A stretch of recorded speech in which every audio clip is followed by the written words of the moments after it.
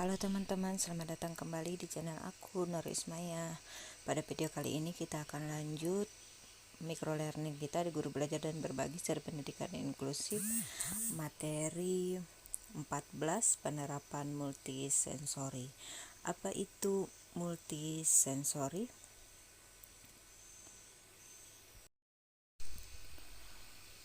Roadmap, baca tujuannya, kenali faktanya, baca infografisnya, dan tentukan tindak lanjutnya. Tujuannya, saya bisa memahami apa tujuan dan manfaat multisensori.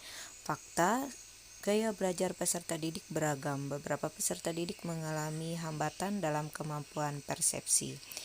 Game time. Manakah yang termasuk pendekatan multisensori? 1. Visual, 2. Auditori, 3. Kinestetik, dan 4. Taktis. Dan kita telah menyelesaikan materi yang pertama. Kita lihat skor kita mendapat 4 bintang. Dan kita lanjut ke materi berikutnya, permainan multisensori. Berikut ini manakah yang termasuk dalam tujuan penerapan multisensori? Kita tekan tombol ini untuk melihat jawaban yang benar. 1. Membantu peserta didik yang mengalami hambatan sensori. 2. Membantu peserta didik agar dapat belajar dengan lebih optimal jika materi pembelajaran disajikan dengan berbagai modalitas. Dan 3. Mengakomodir berbagai gaya belajar peserta didik. Lanjut ke materi berikutnya, yaitu apa yang harus saya lakukan. Silakan kunjungi situs web berikut ini untuk menjadi inspirasi teman-teman. Kita lanjut ke materi berikutnya, yaitu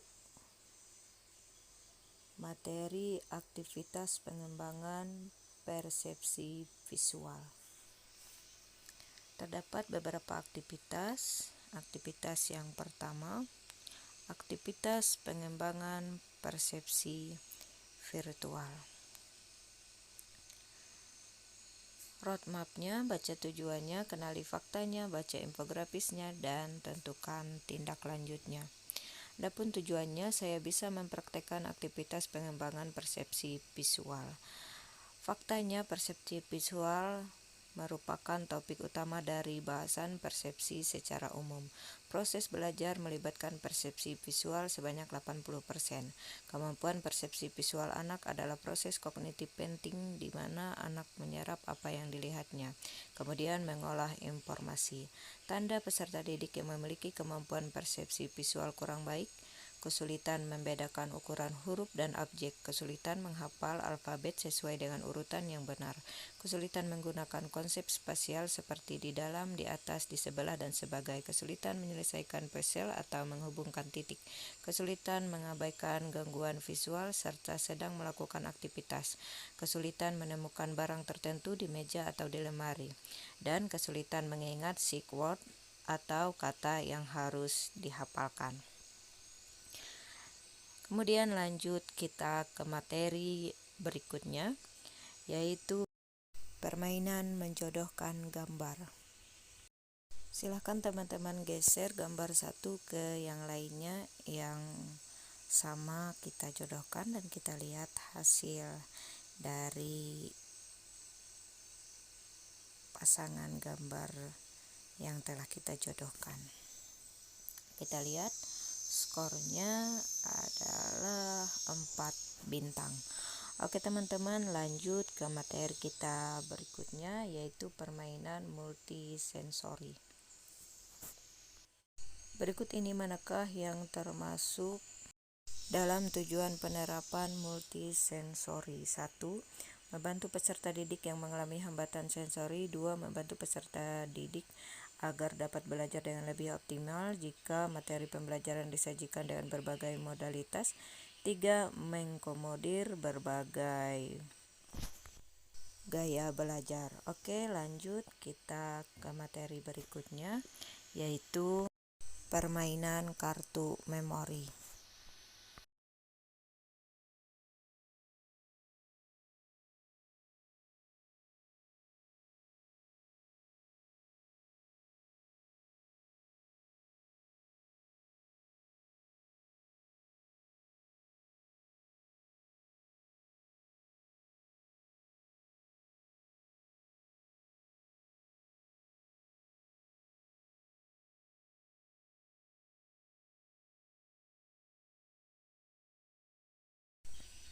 Kita ingat dan jodohkan yang mana yang merupakan gambar yang sama, dan kita cek nilai kita, yaitu 12 benar.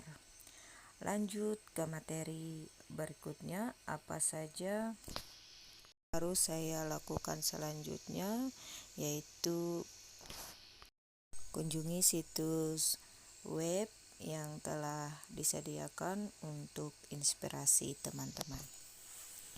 Kemudian lanjut kita ke materi berikutnya, yaitu aktivitas pengembangan persepsi auditori. Terdapat 3 aktivitas. Yang pertama, aktivitas pengembangan persepsi auditori.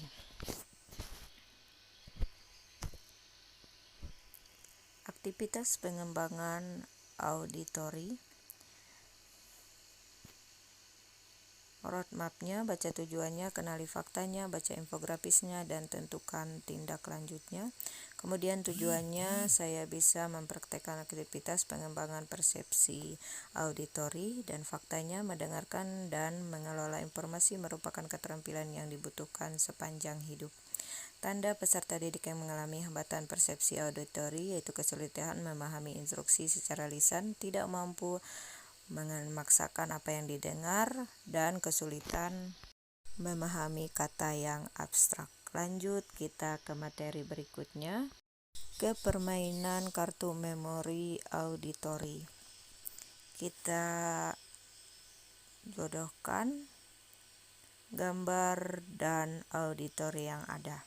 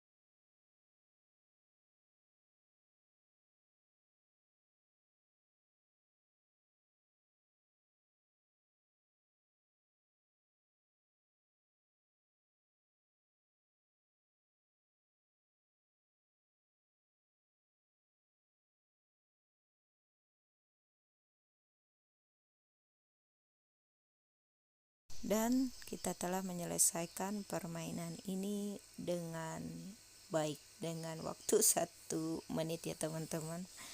Lanjut ke materi berikutnya. Apa saja yang harus saya lakukan setelah mempelajari ini? Silakan kunjungi situs berikut untuk inspirasi teman-teman. Oke, lanjut ke materi berikutnya, yaitu aktivitas pengembangan persepsi kinestetik. Roadmapnya: baca tujuannya, kenali faktanya, baca infografisnya, dan tentukan tindak lanjutnya. Kemudian tujuannya, saya bisa mempraktekkan aktivitas pengembangan persepsi kinestetik. Faktanya, peserta didik yang mengalami hambatan koordinasi motorik, postur tubuh anak terlihat kikuk, canggung, dan kaku, sering kesulitan dalam atletik, sering menabrak meja kursi dalam kelas, ada masalah sel konsep atau orientasi ruang dan kesadaran tubuh, kesulitan dalam aktivitas dengan jari-jari tangan, kemudian kesadaran terhadap tubuh dan kemampuannya, serta ketepatan memposisikan bagian tubuh. Fakta lainnya, peserta didik memiliki masalah spasial, contohnya kemampuan meletakkan benda dengan benar, kemampuan meletakkan bentuk yang dibalik diputar, mengenali bentuk yang mirip dan berbeda, membedakan posisi gambar huruf benda dalam ruangan, sering tertukar penempatan huruf atau angka, misal B dengan D dan P dengan D. Aktivitas motorik yang bisa dilakukan: berjalan di depan, ke belakang, ke samping, berjalan melalui garis lurus atau lengkung. Kemudian aktivitas motorik yang bisa dilakukan peserta didik: membentuk huruf atau angka dengan playground, Kemudian aktivitas motorik yang bisa dilakukan peserta didik, permainan mengenal bagian tubuh. Kemudian apa yang harus saya lakukan? Silakan kunjungi situs berikut untuk inspirasi. Lanjut ke materi yang terakhir, aktivitas pengembangan persepsi taktil.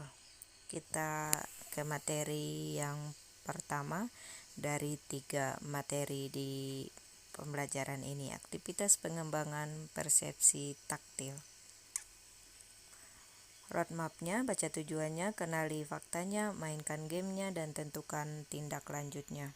Tujuannya, saya bisa mempraktekkan aktivitas pengembangan persepsi taktil.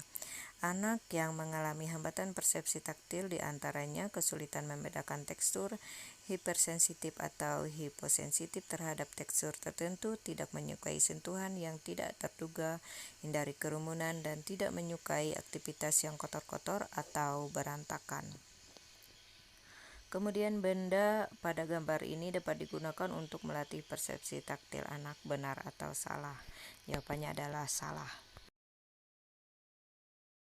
Benda pada gambar ini dapat digunakan untuk melatih persepsi tekstil anak. Jawabannya adalah benar. Kemudian lanjut, benda pada gambar berikut ini digunakan untuk melatih persepsi tekstil anak. Jawabannya adalah benar. Benda pada gambar ini dapat digunakan untuk melatih persepsi tekstil anak. Benar. Dan kita cek berapa skor total kita, yaitu 4 bintang, dan kita menyelesaikan materi ini. Selanjutnya kita ke permainan pengembangan perspektif taktil. Manakah aktivitas yang dapat dilakukan untuk melatih persepsi taktil anak? Kita klik merasakan bobot, membedakan berat beberapa benda, kemudian latihan menelusuri pola bentuk dan merasakan temperatur, membedakan suhu botol-botol kecil yang diisi air, dingin, hangat, dan panas. Anak dengan hambatan persepsi taktil selalu ingin menggunting label belakang baju. Jawabannya benar. Anak dengan hambatan persepsi taktil senang melukis dengan cat air menggunakan tangannya tanpa menggunakan kuas. Jawabannya salah. Anak dengan hambatan persepsi taktil tidak mengalami masalah dalam memilih pakaian. Jawabannya salah. Dan ini dia skor yang kita dapat. Lanjut ke apa yang saya lakukan setelah mendapatkan dan menyelesaikan materi. Kunjungi situs berikut untuk inspirasi. Oke teman-teman, demikian dapat aku sampaikan pada materi 14 ini dan kita telah menyelesaikannya. Jangan lupa like, komen, dan subscribe.